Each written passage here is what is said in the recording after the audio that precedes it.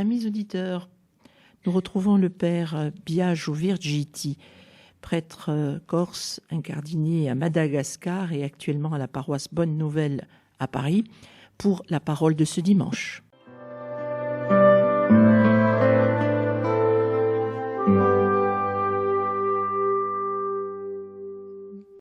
Chers amis de votre radio chrétienne, bienvenue pour ce deuxième dimanche du temps du carême que nous allons maintenant commenter en proclamant tout de suite l'évangile selon saint Marc. En ce temps-là, Jésus prit avec lui Pierre, Jacques et Jean et les emmena eux seuls à l'écart sur une haute montagne. Et il fut transfiguré devant eux. Ses vêtements devinrent resplendissants d'une blancheur telle que personne sur terre ne peut obtenir une blancheur pareille.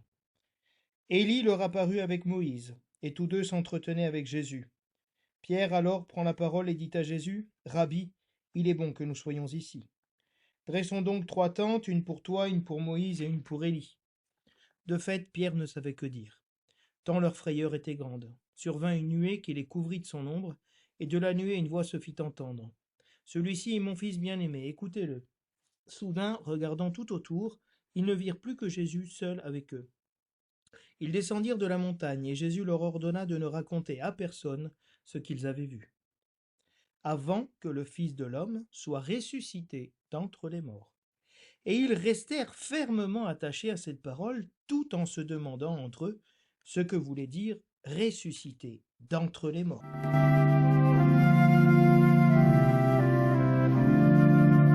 Du livre de la Genèse. En ces jours-là, Dieu mit Abraham à l'épreuve. Il lui dit, « Abraham !» Celui-ci répondit, « Me voici. » Dieu dit, « Prends ton fils, ton unique, celui que tu aimes, Isaac, va au pays de Moria, et là tu l'offriras en holocauste sur la montagne que je t'indiquerai. » Ils arrivèrent à l'endroit que Dieu avait indiqué. Abraham y bâtit l'autel et disposa le bois, puis il lia son fils Isaac et le mit sur l'autel par-dessus le bois. Abraham étendit la main et saisit le couteau pour immoler son fils. Mais l'ange du Seigneur l'appela du haut du ciel et dit, « Abraham, Abraham !» Il répondit, « Me voici. » L'ange lui dit, « Ne porte pas la main sur le garçon, ne lui fais aucun mal. Je sais maintenant que tu crains Dieu, tu ne m'as pas refusé ton fils, ton unique. » Abraham leva les yeux et vit un bélier, retenu par les cornes dans un buisson. Il alla prendre le bélier, il l'offrit en holocauste à la place de son fils. Du ciel, l'ange du Seigneur appela une seconde fois Abraham. Il déclara, « Je le jure par moi-même, oracle du Seigneur, parce que tu as fait cela, parce que tu ne m'as pas refusé ton fils, ton unique, je te comblerai de bénédictions. Je rendrai ta descendance aussi nombreuse que les étoiles du ciel et que le sable au bord de la mer. Et ta descendance occupera les places fortes de ses ennemis. Puisque tu as écouté ma voix, toutes les nations de la terre s'adresseront l'une à l'autre la bénédiction par le nom de ta descendance. »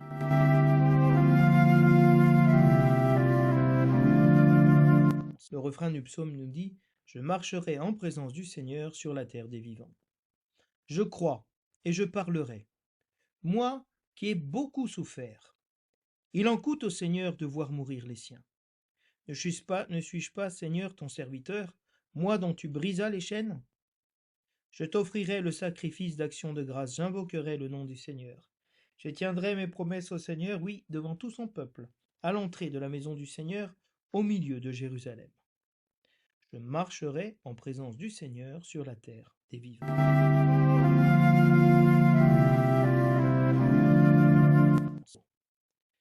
De l'Épître aux Romains.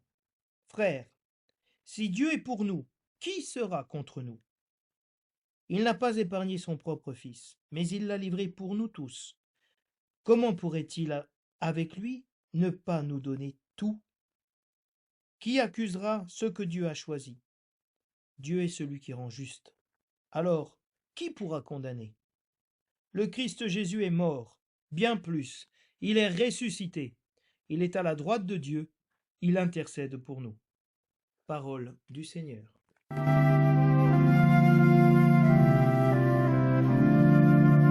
Le Le thème de ce dimanche tourne évidemment autour de celui de l'évangile de la transfiguration. Mais en lien avec la première lecture de l'épreuve d'Abraham, d'aller sacrifier son fils, son unique, Dieu dira à la fin, parce que tu as écouté ma voix. Toutes les nations de la terre s'adresseront l'une à l'autre à travers la bénédiction que je te donne. Et dans l'évangile de Marc, sur la transfiguration, nous avons cette parole qui vient du ciel, qui vient du Père.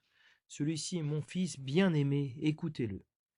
Il y a donc entre ces deux lectures l'insistance sur le Fils bien-aimé, qu'est Jésus-Christ, et dont Isaac était la préfiguration.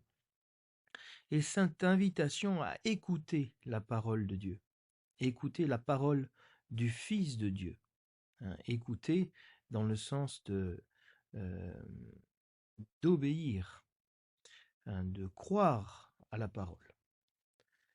Et Benoît XVI nous dit que ce dimanche anticipe déjà le mystère pascal, puisque le combat initié contre l'adversaire culminera dans l'heure de la Passion et dans cette victoire définitive sur la mort qu'est la résurrection. Donc nous sommes passés de dimanche dernier d'un Jésus pleinement homme, tenté comme nous par le diable, 40 jours et 40 nuits, à un Jésus pleinement Dieu, dont se manifeste sa véritable nature, la nature divine, unie à sa nature humaine. Elle se manifeste dans cet événement de la transfiguration où resplendit devant nos yeux sa divinité. Et donc il divinise notre humanité. La divinisation de l'homme est un grand thème de l'Église d'Orient, c'est-à-dire comment Dieu vient pour élever notre nature humaine à sa nature divine à travers le baptême. Et donc pour Benoît XVI, ces deux dimanches sur la tentation du Christ et la transfiguration sont comme les piliers sur lesquels va reposer tout l'édifice du carême jusqu'à la Pâque. Toute notre vie chrétienne consiste dans cette dynamique pascale, le passage de la mort à la vie, de la tentation de l'homme de la chair à l'homme nouveau, à la vie nouvelle, à la victoire sur le tentateur, à la victoire sur la mort.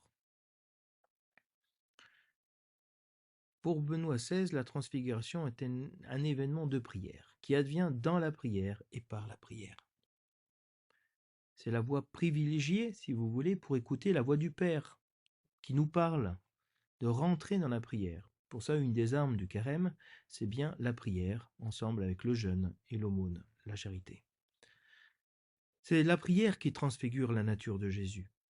C'est un exemple qui nous est donné à tous. Dimanche dernier, Jésus-Christ va prier au désert. Aujourd'hui, il va prier sur la montagne. Prier en tout temps et en tout lieu. Le catéchuménat, cette préparation au baptême, cette initiation au baptême, mais qui n'est, si vous voulez, pas une préparation formelle, comme on va à l'école pour avoir son bac, ou comme on va au catéchisme pour avoir sa première communion. Le catéchuménat, c'est l'essence même de l'être chrétien qui nous est transmis par l'Église. C'est la matrice maternelle de l'Église qui engendre les enfants à Dieu, mais pas à travers le rite du baptême. Parce que si le baptême est seulement un rite extérieur, un geste qui se pose immergé dans l'eau, on reçoit la filiation divine. Si cette filiation divine n'a pas été préparée par un catéchuménat où Dieu donne à celui qu'il appelle sa nature même, sans force,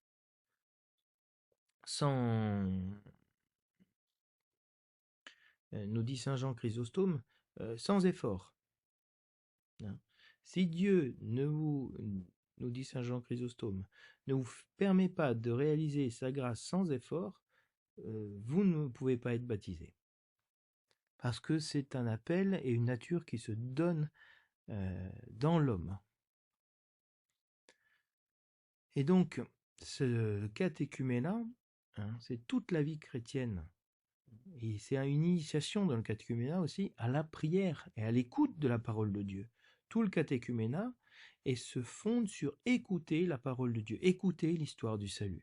C'est pour ça que l'Église nous donne cette lecture du sacrifice d'Isaac, si importante, qu'on retrouvera dans la Veillée pascale, qui nous montre l'histoire du salut. Comment, la semaine dernière, avec Noé, Dieu a fait une alliance avec lui, en le faisant passer par l'eau, image du baptême. Cette fois-ci, le moment de l'épreuve et du choix. Est-ce que j'obéis ou est-ce que je n'obéis pas? Est-ce que j'écoute ou est-ce que je n'écoute pas la volonté de Dieu, la parole de Dieu pour moi? Tout le catéchuménat est justement un temps de mise à l'épreuve de notre volonté. Voulons-nous, oui ou non, faire la volonté de Dieu? Et donc, le catéchumène recevra dans la veillée pascale, lorsqu'il sera immergé dans les eaux du baptême, et qu'il ressortira, il recevra le vêtement blanc. Il sera appelé illuminé. Et il sera oint de cette huile sainte de lumière qui est le chrisma. Et donc ce vêtement pascal, aujourd'hui, Jésus-Christ nous le rend manifeste dans l'évangile de la transfiguration. À la lumière de Dieu, Dieu est lumière, il n'y a point de ténèbres en lui. Lorsque le baptisé a été immergé dans l'eau, reçu le vêtement blanc, on lui dit « Reçois la lumière du Christ, tu es lumière, deviens lumière ». C'est donc une anticipation, si vous voulez, de la nature céleste, de la vie céleste qui est donnée dans le baptême. Et à travers les prières de la messe, et aussi les antiennes données à la liturgie dans l'office divin, dans la prière des laudes et des vêpres, on retrouve cette insistance, surtout dans la première, sur écouter le Fils bien-aimé. La prière d'ouverture de la messe nous dira « Seigneur Dieu, tu nous as dit d'écouter ton Fils bien-aimé », alors qu'on n'a pas encore écouté la parole de Dieu, qui le dira, mais voilà, on le dit déjà. Tu nous as dit d'écouter parce que tu nous l'as dit quand? Dans le catéchuménat, dans les fois précédentes. Fais-nous trouver dans ta parole, afin que d'un regard spirituel purifié, nous ayons la joie de contempler ta gloire. Et donc, écoutez la parole de Dieu, écoutez le Fils bien-aimé pour contempler la gloire de Dieu. Comme saint Pierre qui dira « Ah, comme il est bon que nous soyons ici, faisons 3 tentes, restons là, dans la contemplation ». La prière sur le peuple, la prière finale, nous dira « Seigneur, ne cesse pas de répandre ta bénédiction sur tes fidèles et donne-leur de s'attacher à l'évangile de ton Fils unique. » Écouter la parole de Dieu, c'est écouter l'évangile du Fils unique. Alors nous aurons la force de tendre sans relâche vers la gloire dont il manifesta le rayonnement à ses apôtres et d'y parvenir eux-mêmes pour leur bonheur. Donc Dieu nous manifeste sa gloire, pas pourquoi? Pour qu'on le contemple? Non, parce que il nous appelle à rentrer dans cette gloire. Dieu se manifeste pour la communion, pour nous donner sa nature. Alors, après la communion, il y a cette prière qui dira, après avoir communié, Seigneur, au mystère de ta gloire, nous tenons à te rendre grâce, car tu nous donnes déjà sur cette terre d'avoir part au bien du ciel. Nous recevons le pain des anges qui nous transfigure à l'image du Fils bien-aimé. L'antienne du Magnificat des premières vêpres reprendra « Une voix disait depuis la nuée, celui-ci est mon Fils bien-aimé, en lui j'ai mis tout mon amour, et écoutez-le. »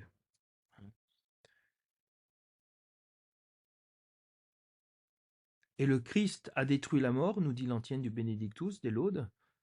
Il a détruit la mort par son évangile. Donc, écoutez la parole de Dieu, écoutez l'évangile de Jésus-Christ, c'est écouter cette destruction de la mort. Il a fait resplendir la vie. Et donc, il y a cette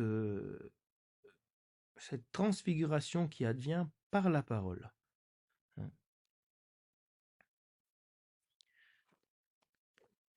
Donc, vous voyez que ce dimanche, l'Église nous prépare vraiment à devenir ceux qui sont en train de se préparer au baptême, à devenir les fils bien-aimés de Dieu, et en écoutant sa parole, et surtout en nous orientant vers la Pâque, qui est le passage de la mort à la vie, la résurrection. Et le Christ, nous dira Paul, est mort, bien plus il est ressuscité, il est à la droite de Dieu, il intercède pour nous.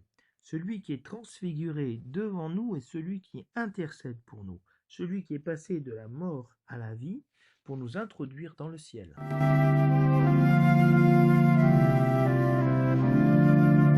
Le verset de l'antienne de l'Évangile nous dit « De la nuée lumineuse, la voix du Père a retenti.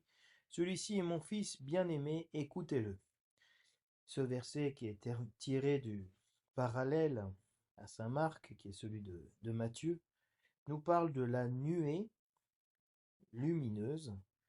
La nuée est toujours l'image de l'exode, de la sortie d'Égypte, et aussi le signe de la présence de Dieu au milieu de son peuple, qui guidait son peuple par une colonne de nuée pendant la journée, comme une énorme colonne de fumée qui nous permettait de voir la tête du convoi, si l'on veut, et une colonne de feu la nuit pour pouvoir voir la route que le Seigneur faisait faire à son peuple pour la sortie d'Égypte. Et ici, nous avons la fusion des deux nuées. La nuée de fumée et la colonne de feu et la colonne de nuée. Une nuée lumineuse, les deux aspects de l'Exode qui sont la mort et la vie, l'esclavage et la liberté, les ténèbres et la lumière, ou plutôt l'obscurité et les ténèbres. Donc, il y a cette ambivalence qui déjà est présente dans ce verset qui parle de la nuée lumineuse, les deux aspects de la croix. La croix est un sacrifice, c'est une souffrance, mais pour nous, la croix est glorieuse parce que c'est là où le Seigneur nous rachète de nos péchés et nous ouvre à la résurrection. Fort de ce mystère qui normalement est transmis aux catéchumènes pour rentrer dans les eaux et mourir avec le Christ dans les eaux, c'est-à-dire faire mourir le vieil homme pour ressortir à la vie nouvelle et être revêtu de l'homme nouveau, au sortir de l'immersion baptismale. Donc il y a, si vous voulez, dans le dynamique de la Pâque, dynamique chrétien, ce passage de la mort à la vie, systématique. Et c'est ce que l'évangile de ce dimanche veut nous transmettre pour nous faire entrer dans la souffrance, dans la pénitence, dans la conversion du chemin du carême, pour faire mourir en nous le vieil homme et que surgisse l'homme nouveau. Comment? Écoutez-le. Mon fils bien-aimé, écoutez-le, en écoutant le Fils qui nous parle. Et le Fils nous parle dans sa parole, dans ses sacrements, à travers l'Église. Donc Jésus se retrouve à prendre avec lui Pierre, Jacques et Jean, ces trois témoins, pour être... Jésus prend toujours trois personnes parce que dans l'Antiquité, on devait toujours avoir 2 ou 3 témoins avec soi d'un événement. Donc le témoignage était valide quand il y avait 2 ou 3 personnes. Et Jésus en prend 3. Pierre, Jacques et Jean. Les témoins de la première heure, si vous voulez, du premier appel. Et il les emmène, eux seuls, pas les autres, à l'écart sur une haute montagne. Alors ici, certains ont essayé de savoir quelle était cette montagne. Est-ce que c'est ce qui aujourd'hui est la tradition la plus pratiquée, c'est que Jésus se soit transfiguré sur le mont Tabor.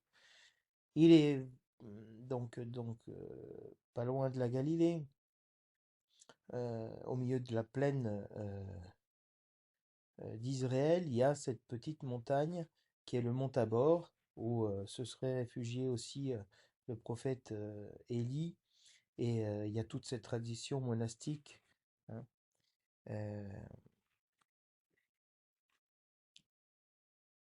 sauf erreur de ma part. Et donc ce mont Tabor, hein, qui est un petit monticule, pour certains ne correspondrait pas du tout. Et donc il voit dans le mont Hermon, donc ces montagnes enneigées du Liban, d'où descend l'eau du Jourdain, hein, comme le lieu de la transfiguration du Seigneur. Peu importe, aujourd'hui c'est très difficile de remonter pour comprendre quel était ce lieu. L'important c'est que Jésus amène sur la montagne. La montagne, c'est le lieu de la rencontre avec Dieu, le sommet le plus élevé si vous voulez. Lorsque Dieu appelle Moïse, hein, il fera tout un détour, Moïse, pour voir ce buisson ardent qui brûle, hein, sur la montagne. La montagne, c'est ce lieu où Moïse a passé 40 jours et 40 nuits avec le Seigneur, et il est redescendu avec les tables de la loi. C'est donc le lieu de la révélation de Dieu, le lieu de l'alliance. Donc il prend à l'écart, hein, et il l'emmène avec lui sur une montagne ses disciples. Et dans la première lecture, on a aussi Abraham qui va avec son fils, son âne et ses serviteurs vers la montagne que Dieu lui indiquera. Et au bout d'un moment, il laisse l'âne et les serviteurs et il monte seul avec son fils sur la montagne. Donc il y a véritablement cette dimension d'accomplissement de la parole ici. Et le texte nous dit tout de suite, il fut transfiguré devant eux. Métamorpheo. Il changea de morphée, de forme, hein, c'est-à-dire transfiguré. En latin, sa figure, son apparence est au-delà de ce qu'il manifeste, quelque chose qui est au-delà de ce qui se voyait. Et que se passe-t-il? Ses vêtements devinrent resplendissants. Le vêtement dans la Bible, c'est l'identité de la personne. Et donc, la nature même de la personne. Le vêtement devient resplendissant et devient lumière. Et Marc nous dit d'une blancheur telle que personne sur terre ne peut obtenir une blancheur pareille. Pourquoi nous dire que cette blancheur qui vient de resplendir sur le vêtement du Christ n'est pas quelque chose qu'on peut faire soi-même? Que aucun fouleur, hein, ne pouvait blanchir, purifier le vêtement de cette manière-là, hein. Il y avait à Jérusalem le champ du Foulon. Le champ du Foulon, c'était l'endroit où on avait foulé, enlevé dans les tissus tout ce qui était gras, tout ce qui était sale, hein, en les foulant, en les piétinant, si vous voulez, quelque part, et en les lavant. Donc c'était toujours à côté d'une source d'eau, hein. Et donc, il y avait à Jérusalem le champ du Foulon, hein, où on foulait le linge pour le purifier. Et donc, personne ne peut rendre aussi pur que ça ce vêtement. Donc, si personne ne peut rendre ce vêtement aussi pur, ça veut dire que ce vêtement a été purifié par Dieu. Si aucune main d'homme ne peut le faire, ça veut dire que c'est donné directement par Dieu. C'est une manière qu'a Marc de dire: inutile d'essayer de blanchir vos vêtements de rendre votre vie pure par votre force. Ce n'est que Dieu qui peut blanchir notre vie, faire resplendir en nous sa nature. Et apparaissent les deux hommes de la montagne, Moïse et Élie. Et c'est intéressant parce qu'on ne dit pas Moïse et Élie leur apparut avec Moïse. Pourquoi Élie en premier? Parce que le peuple d'Israël attendait le retour d'Élie. Élie serait le prophète qui annoncerait la venue du Messie. Donc, le premier à se présenter n'est pas Moïse, mais Élie, qui annonce le Messie. Donc, Élie leur apparut avec Moïse. Moïse vient avec. Jésus les prend avec lui et Moïse est avec Élie. Donc, il y a véritablement aussi cette communion des personnes autour du Christ. Et Élie est l'image des prophètes, du prophète. Et Moïse, l'image du prophète de la loi, de la Torah. Et les deux s'entretenaient avec Jésus, les deux parlaient avec Jésus. Et ils parlaient de quoi? On ne sait pas. D'autres évangiles traduisent en disant qu'il parlait de son exode, de son passage de ce monde vers le Père. Et donc, les disciples, Pierre, Jacques et Jean, ont le privilège de voir Élie et Moïse, les deux qui ne sont, dont on n'a pas retrouvé le corps, qui ne sont pas morts. Moïse, on dit, il est mort sur la bouche de Dieu, sur les lèvres de Dieu. Et jusqu'à aujourd'hui, on n'a pas trouvé sa tombe.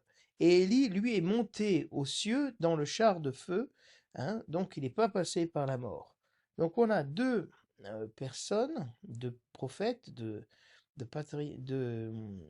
pères de la foi d'Israël, qui sont passés de manière étrange par la mort. Ou ne sont pas morts, ou ils sont morts mais on n'a pas trouvé leur corps. C'est-à-dire que le Seigneur, comme la Vierge Marie, une fois qu'elle est morte, elle est montée, elle s'est endormie dans le Seigneur et son corps a été assumé dans le ciel, hein, comme Moïse, probablement. Donc il y a ce mystère de la mort qui est un peu transfiguré aussi à travers la figure de Moïse et d'Élie. On ne sait pas ce qu'ils disent. Est-ce que c'est important de savoir ce qu'ils disent? Évidemment non. Parce que qu'est-ce qui est important? Celui-ci est mon fils bien-aimé, écoutez-le. Voilà sans doute ce que Jésus-Christ a dit à Moïse et Élie.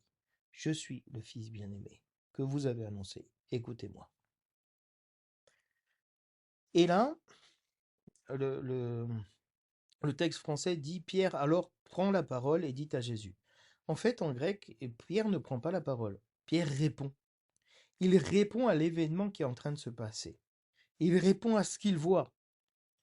Oui, il prend la parole si vous voulez, mais il prend pas la parole parce qu'il pense à quelque chose. Sa prise de parole est une réponse à l'événement. Et il dit, Rabbi, maître, il est bon que nous soyons ici. Dressons 3 tentes.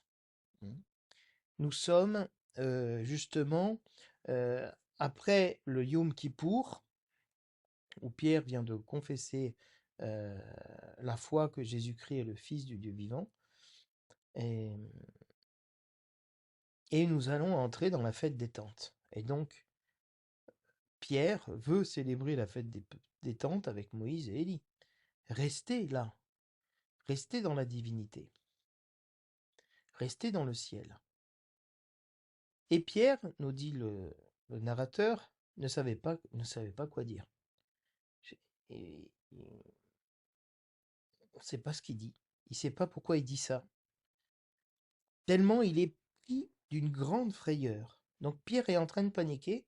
La seule chose qu'il arrive à dire, c'est restons là, faisons 3 tentes, faisons quelque chose. Faire. Pierre est toujours un homme d'action. Il veut faire. Je donnerai ma vie pour toi. Jésus-Christ, il dit, range ton glaive. Avant que tu ne m'aies, avant que le coq n'ait chanté, tu m'auras trahi. Hein. c'est un peu l'image de l'homme religieux qui veut faire, qui veut purifier ses vêtements, hein, non? Et comment Jésus-Christ va répondre à Pierre? Il ne va pas répondre. C'est le Père qui va répondre à sa place. Une nuée les couvrit tous sous son ombre. Donc, ils sont illuminés par la lumière du Christ, et tout d'un coup, foum, une nuée. Hein, une nuée s'abat sur eux. Donc, un brouillard. Et dans le brouillard, on voit plus rien. On ne peut plus rien voir. Donc, ils ne voient ni Jésus, ni Jacques, ni Jean, ni Moïse, ni Élie. Et donc, on est dans les ténèbres, dans la nuée plutôt. Et de la nuée, qui les couvre de son ombre, c'est l'image de la protection de Dieu. Hein, l'Esprit Saint descendra sur toi et te couvrira de son ombre, dit l'ange Gabriel à la Vierge Marie. Ils entendent une voix. Celui-ci est mon fils bien-aimé, écoutez-le. Lorsqu'on est dans l'obscurité,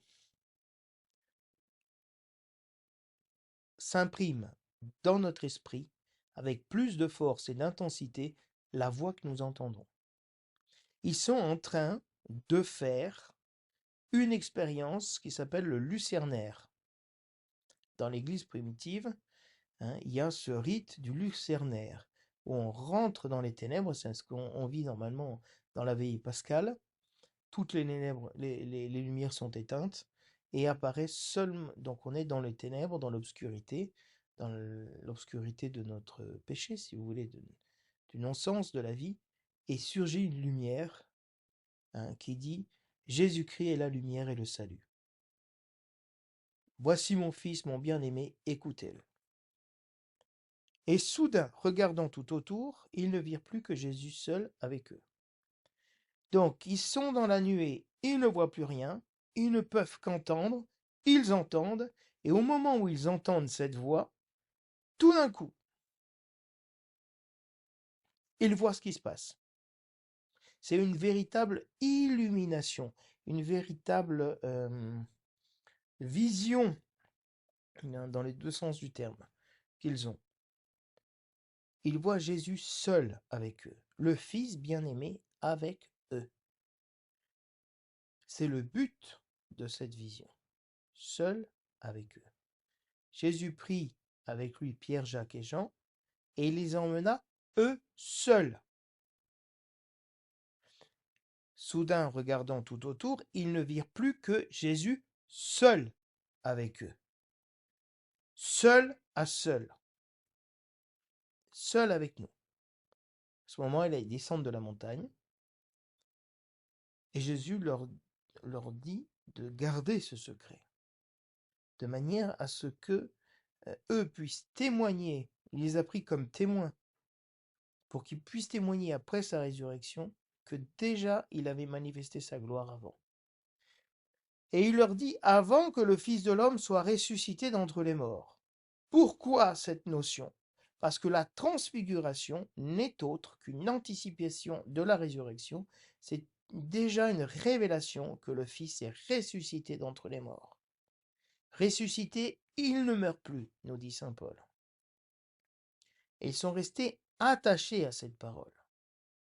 C'est-à-dire, ils ont vraiment obéi à la parole que leur disait le Fils bien-aimé. Écoutez-le, ils l'ont fait. Et tellement ils l'ont fait qu'ils sont restés attachés fermement à cette parole.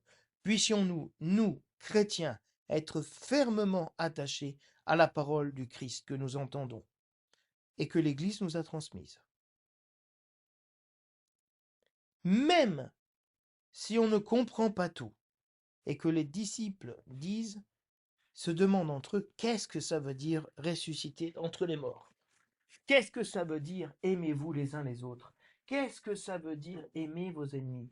Qu'est-ce que ça veut dire celui qui veut venir derrière moi sans haïr son père ou sa mère? Hein? Qu'est-ce que ça veut dire qu'il prenne sa croix et qu'il me suive? Qu'est-ce que ça veut dire? Nous pouvons écouter, c'est-à-dire faire confiance à la parole du Fils sans tout comprendre sur le moment. Parce que la compréhension, c'est un chemin vers la Pâque.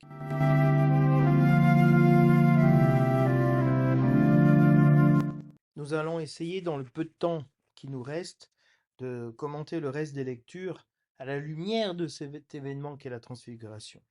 L'Église choisit des événements de l'histoire du salut parce que le temps du carême, qui est un temps d'engendrement à la fois des catéchumènes pour le baptême, c'est un temps où se donne et se célèbre l'histoire du salut.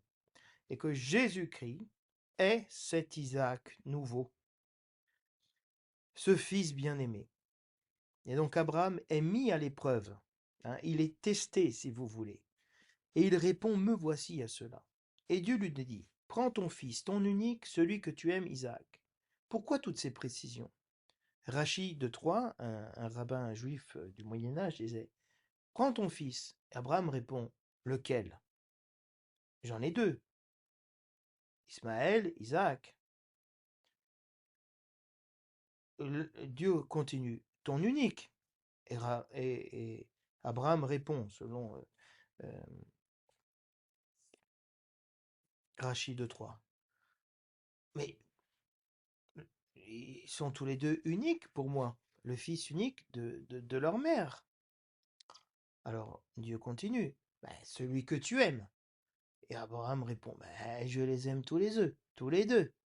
Et Dieu dit, ça suffit, Isaac, prends Isaac. Il va au pays de la vision, Moria. Moré, c'est la vision, de voir. Et tu offriras en holocauste sur la montagne que je t'indiquerai. Et ici, il y a un double sens en hébreu qui dit, ou, première solution, prends ton fils et offre avec lui un sacrifice, un holocauste, monte avec lui sur la montagne pour une montée, donc pour un holocauste. Ou, deuxième possibilité, prends ton fils, fais-le monter avec toi sur la montagne et offre-le en sacrifice. Donc Abraham est face à un double choix. Il ne sait pas qu'est-ce que Dieu lui a dit. Ou d'offrir avec son fils un sacrifice, ou d'offrir son fils en sacrifice. Et nous verrons qu'à la fin, Abraham va prendre l'option la plus risquée, l'interprétation la plus radicale, d'offrir son fils en sacrifice. Et donc, Abraham bâtit l'autel, disposa le bois, et il y a son fils Isaac, qui a porté le bois de la croix. Donc, Isaac est l'image de Jésus-Christ qui est lié sur le bois de la croix, qui est attaché au bois de la croix. Et lorsque Abraham étendit sa main pour immoler son fils avec le couteau, l'ange du ciel, l'ange du Seigneur intervient en disant, Abraham, Abraham. Hein.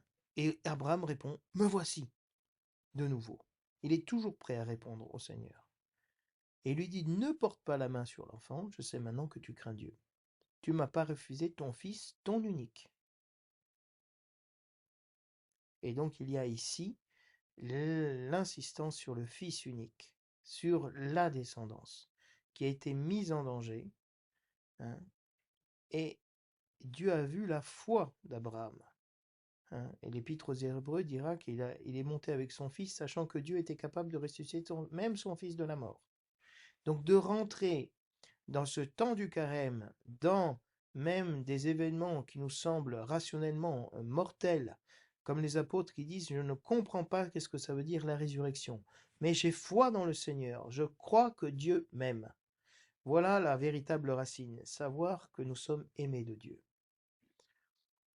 Et Dieu intervient, parce que tu as écouté ma voix, hein, je te comblerai de bénédictions. Et Abraham, hein, aura son fils qui restera en vie.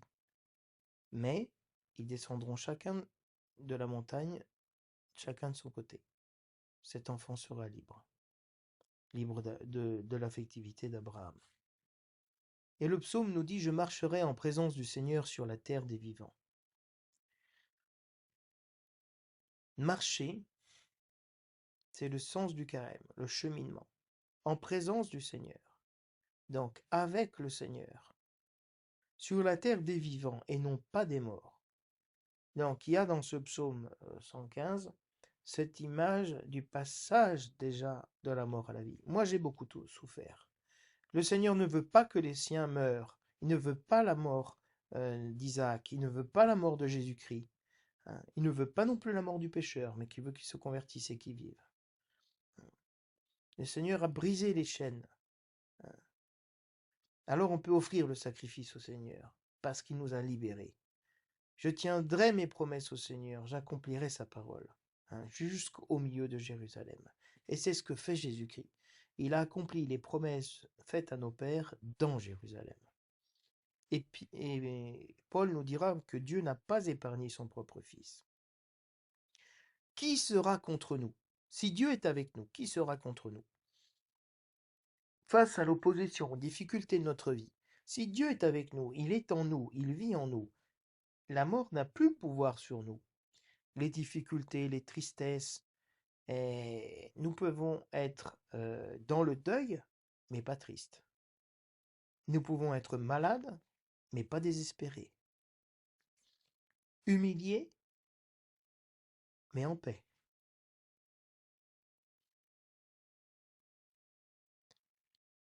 Et Dieu n'a pas épargné son propre Fils. Donc pourquoi il nous épargnerait, nous? Si à son propre Fils, il lui a fait connaître la souffrance pour nous sauver, nous aussi nous devons passer par la souffrance, pas pour nous sauver nous, pour participer avec Jésus au salut du monde. Qui accusera ceux que Dieu a choisis? Qui pourra nous accuser? Le démon, qui est l'accusateur? Mais il trouve sur nous aucune emprise. Il n'a trouvé en lui rien qui lui appartienne. C'est Dieu qui justifie. Et si Dieu justifie, personne ne pourra nous condamner. Parce que Jésus-Christ est mort, est ressuscité, et à la droite de Dieu, et il intercède pour nous. Donc celui que nous suivons est le Fils bien-aimé qu'on peut écouter. Pourquoi? Parce que Dieu lui a donné pouvoir, autorité sur toute réalité. Il lui a remis toute justice, tout salut pour nous sauver. Donc voilà.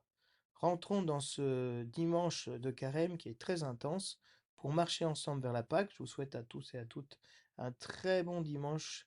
Prions les uns pour les autres et à la semaine prochaine.